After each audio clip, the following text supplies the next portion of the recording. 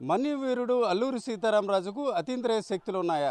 ఆధ్యాత్మిక చింతనతో పాటు ఆయనకు ఒక అదృశ్య శక్తులు ఉన్నాయి. అందుకే ఒకేసారి ఒకే పోలీస్ స్టేషన్తో పాటు వేరు పోలీస్ స్టేషన్లో కూడా ఆయన కనిపించారని చెప్తారు. దీనికి సంబంధించి మనం హిస్టరీ పరిశీలిస్తే అల్లూరి సీతారామరాజు పాండ్రంగి అంటే మనం విశాఖపట్నం జిల్లా భీమిని దగ్గర ఉన్న పాండ్రంగిలో పుట్టినప్పుడు కూడా వేరు ప్రాంతాల్లో చదువుకున్నారు. అయితే ఆయన పోలీస్ స్టేషన్లపై దాడి వ్యవహారాన్ని మనం స్పష్టంగా కేడీపేట వద్ద మనం పరిశీలించవచ్చు.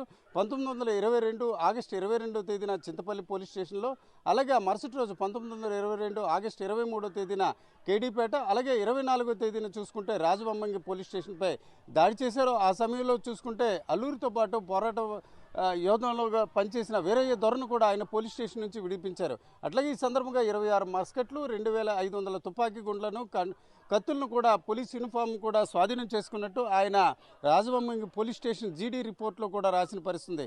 అట్లాగే ఇప్పుడు జీ మాడుగులో చెప్పుకునే గంగరాజు మాడుగుల పోలీస్ స్టేషన్పై కూడా 1922 9వ నెల 2వ తేదీన కూడా దాడి చేశారు.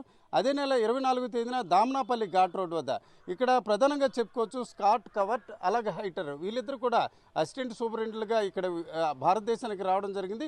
వీరు మొదటి ప్రపంచ యుద్ధంలో కీలకంగా వ్యవహరించడంతో వారిని భారతదేశంలో స్వతంత్ర పోరాటాన్ని అనగదొక్కే క్రమంలో ఇక్కడికి బ్రిటిష్ పోరాటంకి సంబంధించి పంపించిన పరిస్థితి.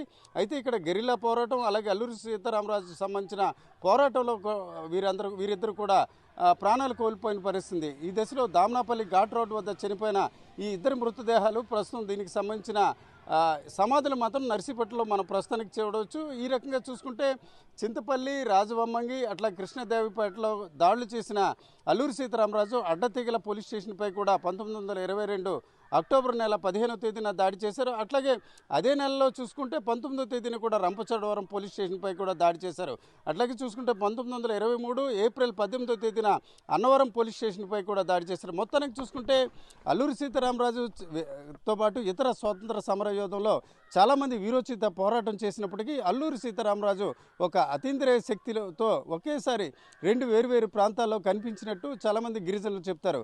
అయితే వాటిని ఏ రకంగా నమ్మినప్పుడు కూడా కొందరు మాత్రం ఏదైతే చరిత్రలో పరిశీలిస్తే అల్లూరి సీతారామరాజు మాదిరిగా డూప్గా కొందరు అతని అనుచరులు కూడా ఈ రకంగా దాడి చేశారని చెప్పుకోవచ్చు.